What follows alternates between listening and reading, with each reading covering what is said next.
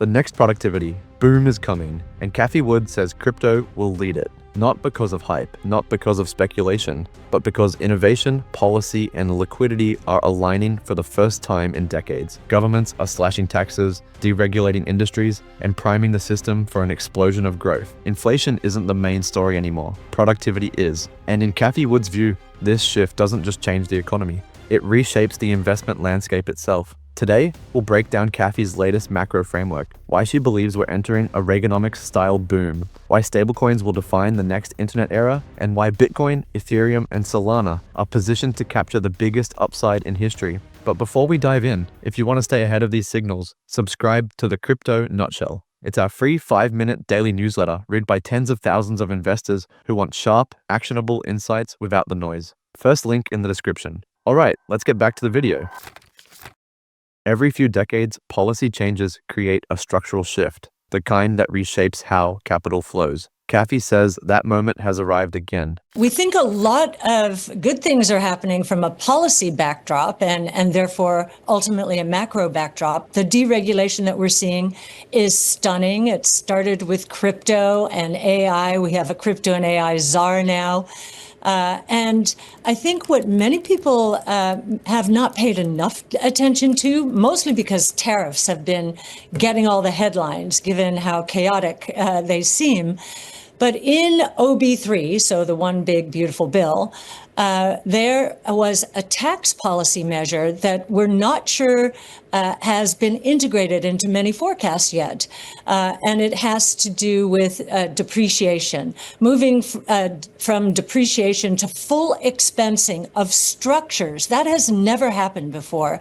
Manufacturing structures for the next 3 years, in the first year, they go into service, they will be able to expense fully in that year, as well as equipment, domestic R&D, and software. So music to innovation's ears, I would say. I think we're going to have a boom in economic activity. That first one, the manufacturing structures, is just for 3 years. The other ones have been made permanent. And so this takes our effective corporate tax rate in the United States, not statutory, that's still at 21, but the effective tax rate for the next 3 years at least is going to be roughly 10%, one of the lowest in the world. So I think we're in for some very good times. We think we're moving from a rolling recession into a recovery and then into a productivity-driven boom in activity. What she's describing is nothing short of a fiscal shockwave.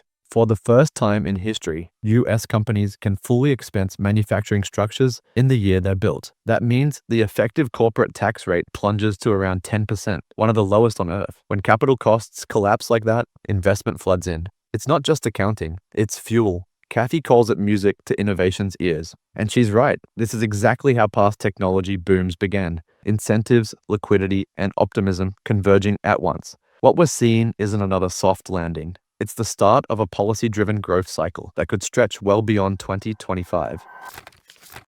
So what happens when you combine deregulation, falling taxes, and rapid innovation? Cathie says history already gave us the answer. So just wanted to make that comment. In terms of the Fed, we do think interest rates will continue to come down. But if we're right, in 2026, at some point, it will be clear we're moving into a productivity-driven boom. What does that mean?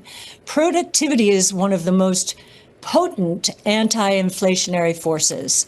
This is Reaganomics. It's deja vu. And you'll see back then, in the 20 years that ended in the tech and telecom bubble, real growth was very strong.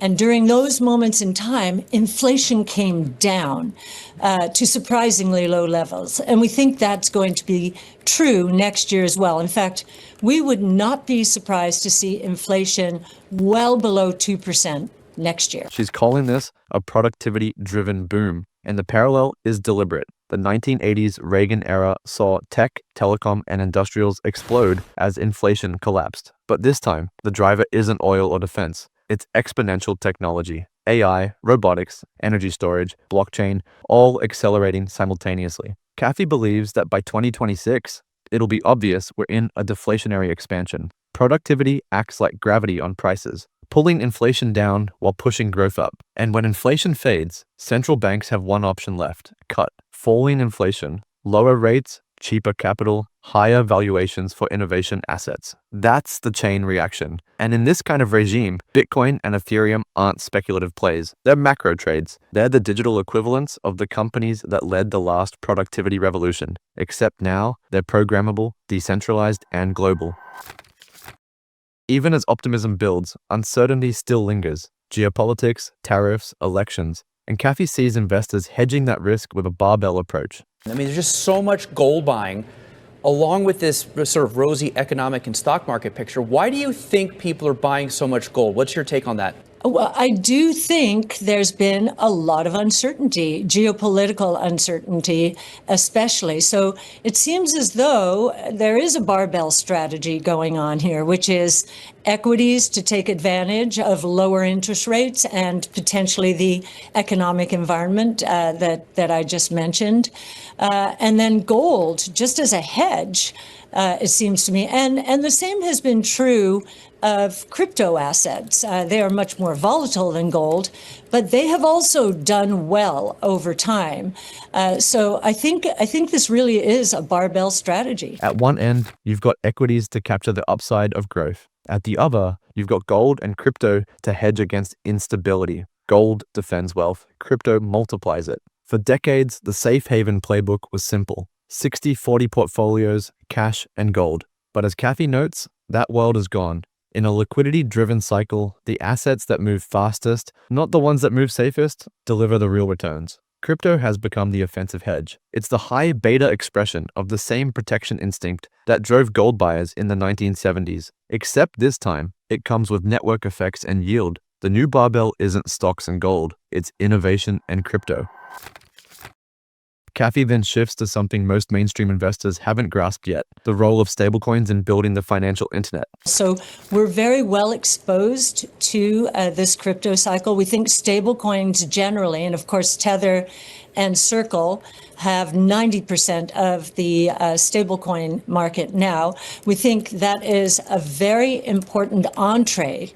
The holders of stablecoin will have an entree into the DeFi ecosystem, so decentralized financial services that will now take place on public blockchains. So we think that's really the definition of the next generation internet. It's the layer of the internet that was not built early on, because in the late 80s, early 90s, no one expected financial services to take place on the internet.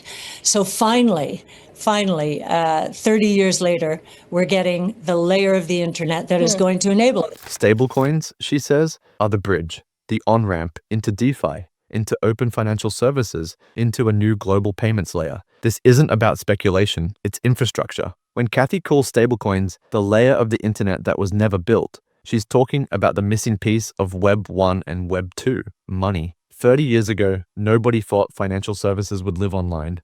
Now, they can't live anywhere else. Stablecoins and DeFi are building the layer the internet skipped: programmable, transparent, borderless money. And just like the early internet, adoption starts slow, then goes exponential. The biggest names, Tether and Circle, control roughly 90% of the market. But Cathie's focus isn't the issuers, it's the users. The holders of stablecoins become the first citizens of the on-chain economy. Every wallet becomes a bank account, every protocol becomes a service, and every transaction creates demand for the blockchains that host them: Ethereum, Solana, and beyond. That's the bridge between macro and crypto adoption, a direct line from fiscal stimulus to on-chain liquidity. So how is ARK positioning for this shift? One of the reasons we did not choose to invest in one of the Ether ETFs is, at least as of now, they will not be allowed to stake. And we think staking for yield is a very important part of the Ether Ethereum story. We were having a lot of trouble, therefore, getting access to Ether in our portfolio. So when Bitmine immersion came along, we thought that would be a great opportunity after it sold off significantly following the burst. we did take our position. And same with Soulmate. We have a lesser exposure to Solana, but we now have exposure to the big three: Bitcoin, Ether, and Solana. And we think all three are going to play an important role. Cathie reveals ARK's exposure spans the big three: Bitcoin, Ethereum, and Solana. Each represents a different layer of the new financial system. Bitcoin as pristine collateral, digital property immune to debasement. Ethereum as the settlement layer, the operating system for on-chain finance. Solana as the speed layer, the throughput engine for mainstream scale. Together, they're the monetary stack of the digital economy. And ARK's focus on staked yield shows how the game is evolving. Traditional ETFs can't stake yet, but corporate treasuries and DeFi protocols can. That yield, real, on-chain, transparent, is the new bond market of the internet.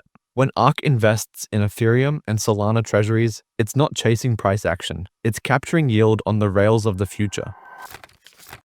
But Cathie doesn't stop at positioning. She zooms out to explain how innovation cycles actually resolve. We think that the companies that allocate assets to these new instruments, that the one that moves the fastest, the most aggressively, is probably going to win the lion's share. Maybe it's geographic. I know Metaplanet in Japan has done well, but MicroStrategy is king of the hill, obviously, here in the United States. These aren't evenly distributed markets. They're winner-take-most arenas, where the fastest, most aggressive adopters capture nearly all the value. You can already see it. MicroStrategy dominates Bitcoin treasuries. Metaplanet leads in Japan. Bitmine and Soulmate are emerging as the institutional arms for Ethereum and Solana. Speed compounds advantage, liquidity rewards confidence, and in Cathie's words, the one that moves the fastest, the most aggressively, will win the lion's share. That logic defines the next phase of crypto. Just as Amazon and Google emerged from the early internet, one or two dominant chains will emerge from this on-chain infrastructure race. And ARK's bet is clear. The rails are being laid right now.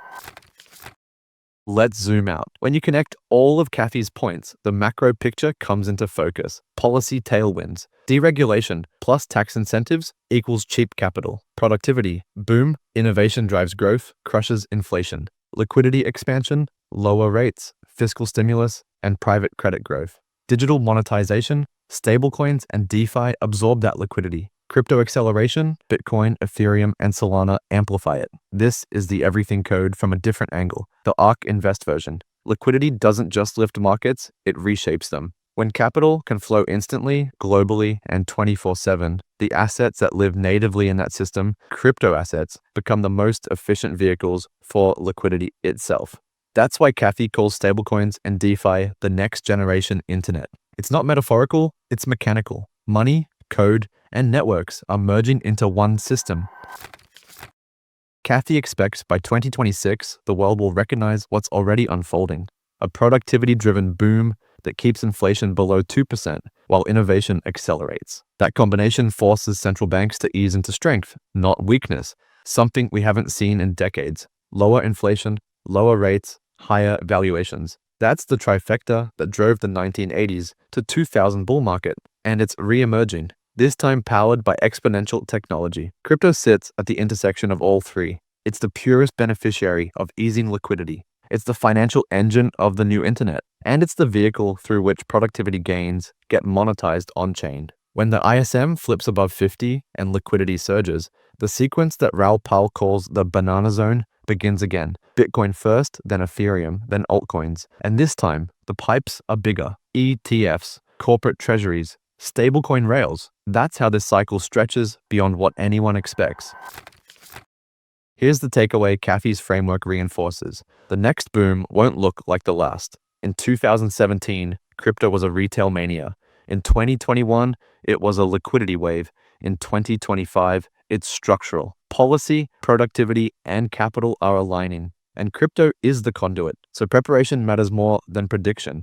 Because when the parabola begins, acting rationally becomes impossible. Decide your allocation bands now. Set your profit rules before the mania starts. Know what you'll hold through volatility and what you'll trade on momentum. Because if Cathie's right, we're heading into a multi-year productivity expansion.